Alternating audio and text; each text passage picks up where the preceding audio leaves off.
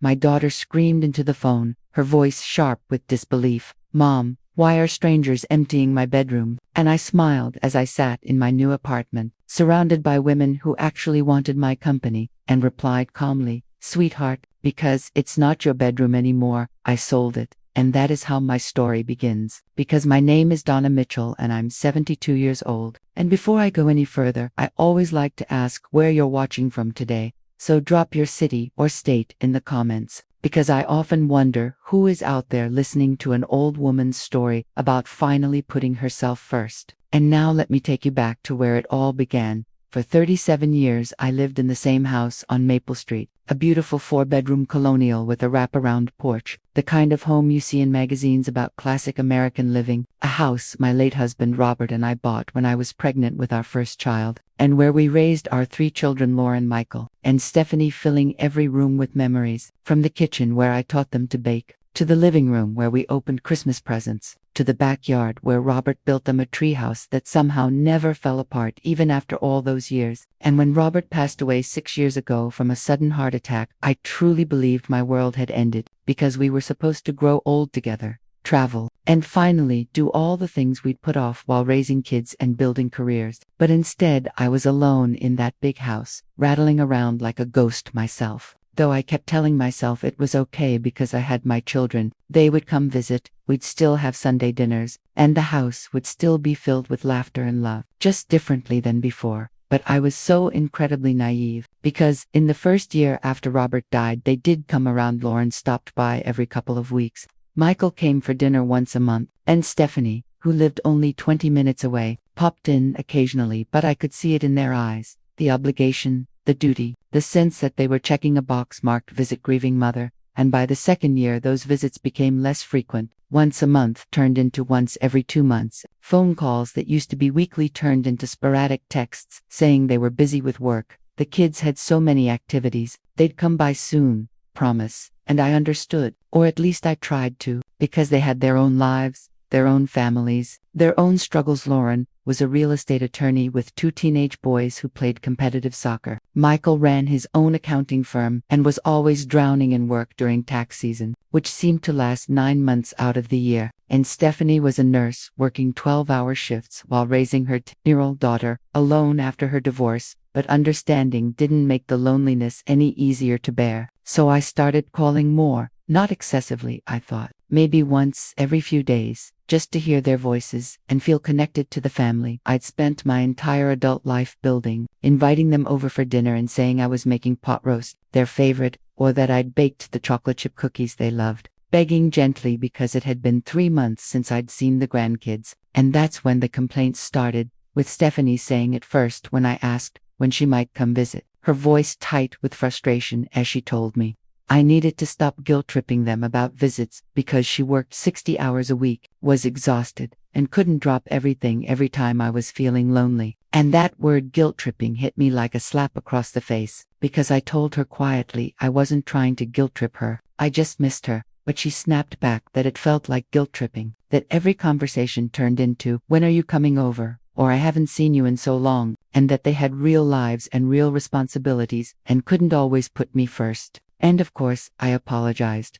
I always did, telling her I understood and would try to be better. But after I hung up, I sat in that empty house and cried for 2 hours straight. And a week later, when I called Lauren to ask if her family wanted to come for Sunday dinner after not seeing them for 6 weeks, her response was almost identical, telling me seriously that I had to stop, that they weren't kids anymore living under my roof but adults with their own families, that she knew I was lonely but I couldn't make them feel bad for living their lives. And when I protested that I wasn't trying to make her feel bad, she insisted that I was, that every invitation felt like an accusation and like they were terrible children for not being there every second, reminding me that Dad had been gone 6 years and that at some point I needed to build my own life, instead of waiting for them to fill the void. Words that cut deeper than anything Stephanie had said, because build my own life sounded as if the life I'd built around my family, around being a mother and grandmother, somehow didn't count. And when Michael finally addressed it, he was gentler, but said the same thing, telling me he loved me but I needed to give them space, that they'd visit when they could, but my calling and asking all the time made them want to come less, not more.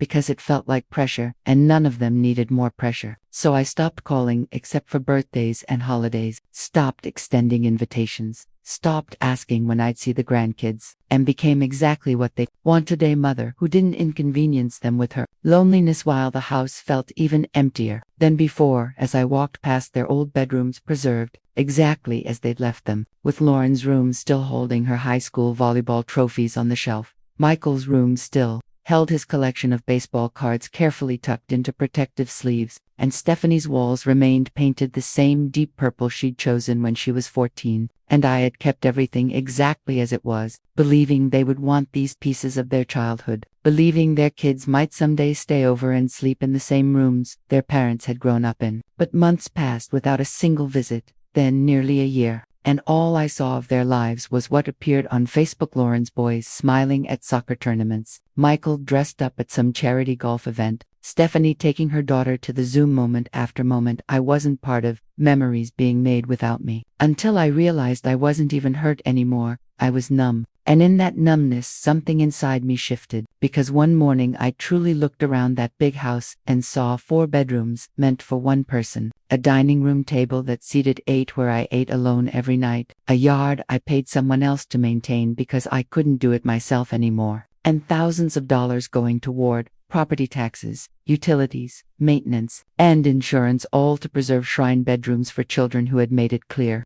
they had real lives that didn't include their mother. And that was when I called my former colleague Patricia Chen, who had become a real estate agent after retiring from teaching, someone I'd stayed in touch with over the years and met for coffee every few months, and I told her plainly, "Patricia, I want to sell my house." And after a pause she asked if I was sure, because it was such a big decision, and I answered honestly that I had never been more sure of anything in my life. And we listed it on a Thursday, and by Saturday I had 3 offers because the market in our area was hot and it was a well-maintained 4-bedroom home in a good school district, and within a week it was gone, with me accepting an offer $15,000 over asking price. And I didn't tell my children, not when I listed it, not when I accepted the offer, and not when I started packing, because why would I, when they had made it clear that what I did with my life was my business, as long as I didn't bother them about it. So I hired an estate sale company to handle most of the furniture, and kept only what would fit into a 1-bedroom apartment,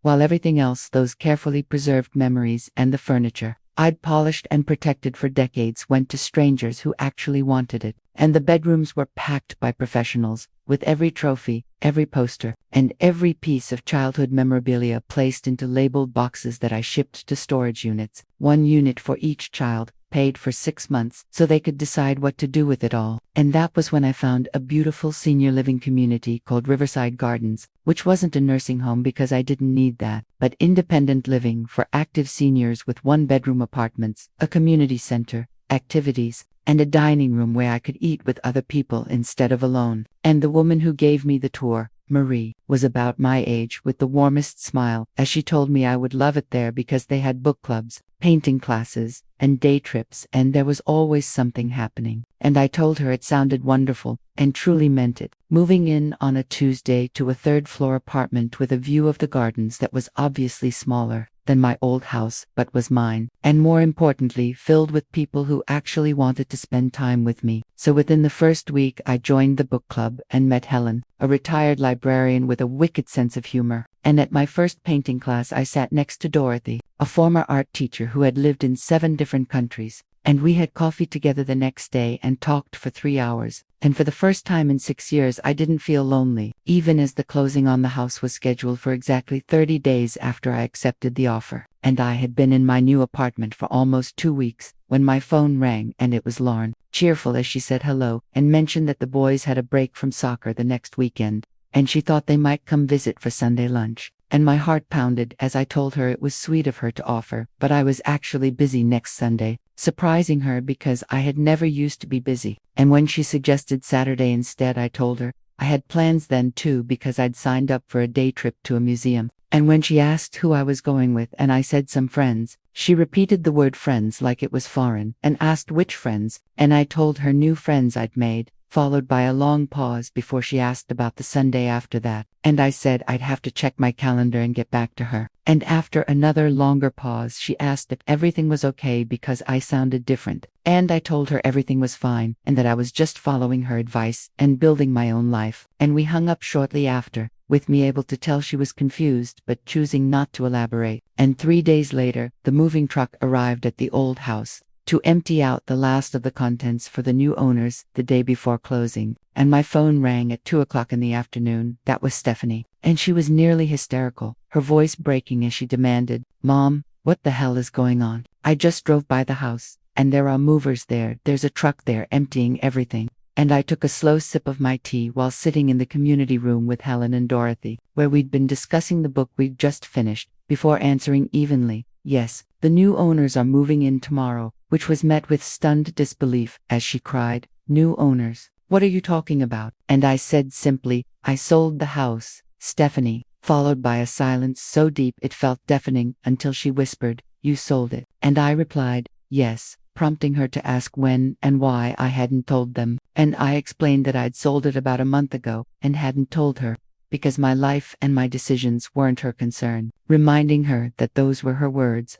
that she had a real life and couldn't always put me first. Then she protested that this was completely different, that it was our childhood home, to which I gently corrected her that it had been my house, that she grew up there but moved out 20 years ago and it hadn't been her home for a very long time. And when she demanded to know where I was living, I told her I was in a lovely apartment at Riverside Gardens, a senior living community, which made her practically scream that I'd put myself in a home without even discussing it with them. And I clarified calmly that it wasn't a home but independent living, and asked why I would discuss it with her when she'd made it very clear she was too busy with her real life to be bothered with mine. And right there I said, "If you're enjoying this story and want to hear more like it, please hit that subscribe button. Trust me, you won't want to miss what happened next," as Stephanie continued ranting that she couldn't believe I was doing this, calling it insane, petty, and spiteful, while I told her I was being practical because the house was too big for one person, too expensive to maintain, and filled with nothing but memories of a family that couldn't be bothered to visit, asking her when the last time she'd come to see me was 4 months ago, 5, and reminding her she lived only 20 minutes away, at which point she began crying and said, "You're my mother. You're supposed to," and I cut in asking what I was supposed to do. Wait around in that big empty house hoping she might grace me with a visit, keep their childhood bedrooms as shrines, because I was done doing that and had a new life now with people who actually wanted to spend time with me. And I hung up, my hands shaking as Helen reached over and squeezed my hand and said firmly, "Good for you." And within an hour, all 3 of my children were calling, calls I didn't answer, as they left voicemails filled with shock, hurt, and anger, asking how I could sell the family home without telling them where their things were, what about the grandkids. So I sent a group text explaining that all of their belongings had been packed and placed in storage units, that I'd send the addresses and access codes, and that they had 6 months to collect everything or make other arrangements, which prompted Michael to call immediately, and when I answered he pleaded to talk, admitting they hadn't been the best about visiting but insisting selling the house seemed extreme, and I told him what was extreme was maintaining a 4-bedroom house for 37 years, while my own children accused me of guilt-tripping when I asked for a visit once a month, that what was extreme was being 72 years old and eating dinner alone every single night in a house meant for a family. And though he said they hadn't meant to make me feel that way, I told him they did, that all 3 of them made it abundantly clear I was an inconvenience, and that my loneliness was my problem to solve, not theirs to help with. And when he repeated that I'd solved it by selling their childhood home without telling them, I corrected him by saying it stopped being their home when they told me to stop guilt-tripping them about visits, because a home is supposed to be where your family is, and they'd made it clear they didn't consider it their home anymore. And after a long silence he quietly asked where we went from there, and I told him that was up to him, that they'd wanted me to build my own life and stop depending on them for companionship, and I'd done exactly that, that I had friends, activities, a community, and was happier than I'd been in 6 years. And when he asked if they could at least see my new place, I said I'd let them know when I was ready. because right now, I was busy settling in and enjoying my new life, the real life they'd told me I needed to build. And I hung up again, and the closing happened the next day without a hitch as I signed the papers at the title company, accepted a check for $847,000 after paying off the remaining mortgage and all fees, and walked out a free woman, putting the money straight into investments and a high-yield savings account so I was set for the rest of my life, with the monthly cost at Riverside Gardens covered by my Social Security and Robert's pension and the rest there, for whatever I needed travel, hobbies or just security. And though my children continued calling, I took my time responding because I wasn't trying to punish them, only prioritizing my own life the way they prioritized theirs. And about a week after the closing, Lauren showed up at Riverside Gardens unannounced. The receptionist called up to my apartment to say there was a Lauren Mitchell here to see me and asked if she should send her up, and I paused for a moment before telling her I would meet Lauren in the lobby in 15 minutes, and when I came down, Lauren was pacing near the front desk, looking exhausted and stressed, and the moment she saw me her face crumpled as she said, "Mom," with tears thick in her voice, and we sat together in the visiting area, a cozy sitting room with comfortable chairs and a view of the gardens, where she immediately apologized, saying she was so sorry for what she had said about the guilt tripping, and about me needing to build my own life, explaining that she had been stressed and overwhelmed and had taken it out on me, and I told her I knew she had been stressed, that all of them had been, and that was exactly why I had made my decision, not to sell the house as revenge, but to sell it because maintaining it for children who had clearly moved on with their lives made no sense, because I wasn't preserving a home, I was preserving a fantasy that we were still a close family, and we weren't, and she looked down at her hands and said she thought we were, and I asked her when the last time was that we had Sunday dinner together, or when she had last brought the boys over just to visit, not for a holiday.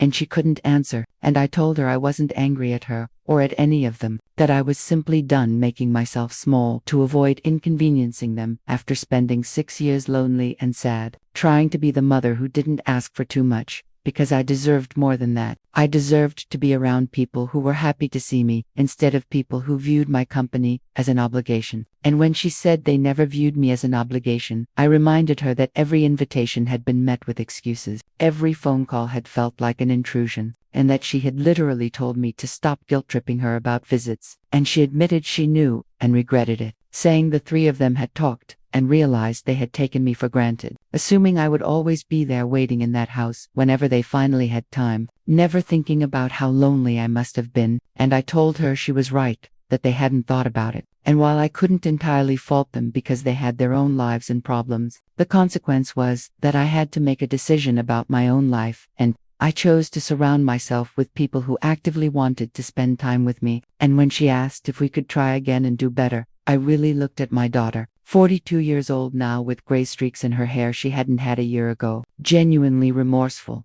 and I told her honestly that I didn't know, that I wasn't closing the door on our relationship, but I wasn't going to sit around waiting for her to find time for me anymore, because I had my own life now with friends, activities, and plans, and if she wanted to be part of it, she would have to make an actual effort, not just show up when guilt or shock motivated her. And when she said she understood, I asked if she really did, explaining it wasn't about weekly visits or grand gestures, but about consistency and making me feel like I mattered, not like something to check off a list. And she nodded through tears, saying she got it. And we talked for another hour, during which I showed her my apartment, introduced her to Helen and Dorothy as they headed to the dining room for dinner, and showed her the community board with its activities, the painting class sign-up sheet with my name on it, and the book club schedule, and she said with wonder in her voice that I really did have a whole life there, and I told her I did and that I loved it. And when she left, she hugged me tightly and said she would call me, really call, and not just text.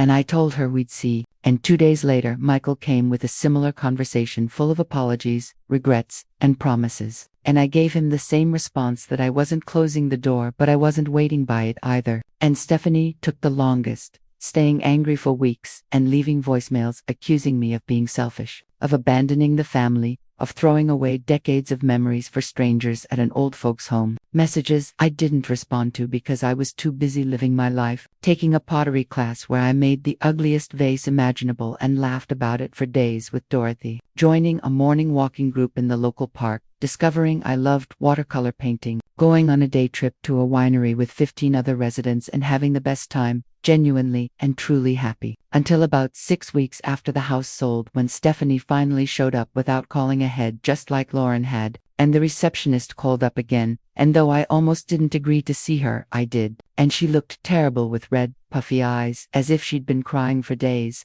And we sat in the same visiting room where I'd talked with Lauren, and she said without preamble that she had been horrible to me. Not just about the house, but for years, she said, admitting that she had made me feel like I was a burden when I was her mother and I had only wanted to see her. And I answered simply that yes, she had. And when she said she didn't know how to fix it, I told her I wasn't sure she could, at least not right away. And she flinched and asked if I was saying I didn't want a relationship with her. And I explained that relationships take work, and for 6 years I had been the only one working, that I had reached out, invited, and tried, only to be told I was guilt-tripping her, that she had a real life and I needed to build my own. And so I did, and when she said she was wrong, I agreed, telling her that more than wrong, she had been hurtful, that she had made me feel like my grief, my loneliness, my desire to be close to my family was something shameful that I needed to hide so I wouldn't inconvenience her. And she broke down completely, sobbing into her hands. And part of me wanted to comfort her the way I always had,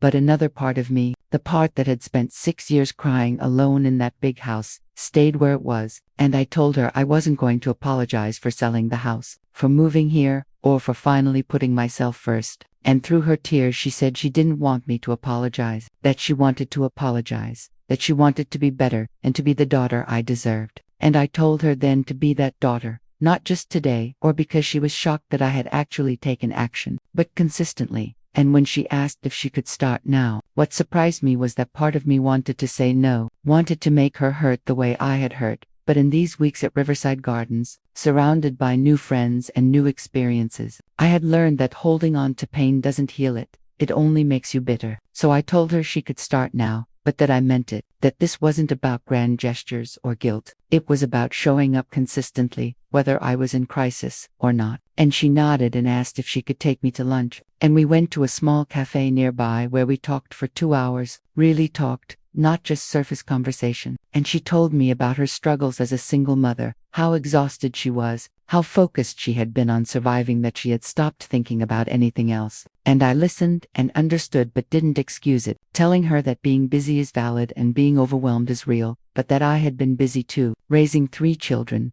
working part-time, and taking care of their father when he was sick. And that we all have struggles, but that doesn't mean we get to neglect the people who love us. And she absorbed that quietly. And 3 months later, I'm still at Riverside Gardens and still loving it, taking pottery class with Helen every Thursday, painting landscapes with Dorothy, including one from last week that's hanging in my apartment, going on 4-day trips with the group, and preparing for a 3-day excursion to Asheville next month, while my children are really trying. With Lauren calling every Sunday evening for about 30 minutes, without it feeling forced anymore, bringing the boys to visit last month, where they were genuinely interested in my painting class, and one even wanting to try pottery. Michael coming by every other week for coffee to sit in the garden and talk about his work, my activities, and life, in a way that feels nice and real. And Stephanie, surprisingly the most consistent of all, coming every week even if just for an hour on her way home from work, meeting Helen and Dorothy and enjoying their company, and last week bringing her daughter, and watching Emma explore the gardens made me realize that my grandchildren don't need shrine bedrooms in a house full of ghosts. They need a grandmother who is happy and present, which is who I am now. And no, I don't regret selling the house for a second, because it was a beautiful part of my past that was keeping me trapped there. And at 72 years old, I finally learned that it's okay to choose yourself, to say you deserve better, and actually do something about it. And my children learned something too, that I'm not just mom waiting in the wings whenever they have time. I'm Donna, a person with my own life, friends, and joy. And I won't settle for crumbs of attention from anyone, not even my own children. And now the house on Maple Street belongs to someone else, a young family with 3 kids who will make their own memories there. And I hope they're as happy there as we once were. Because as for me, I'm happy right where I am, surrounded by friends who choose to spend time with me, living a life that's full, rich, and mine. And that's worth more than any house could ever be.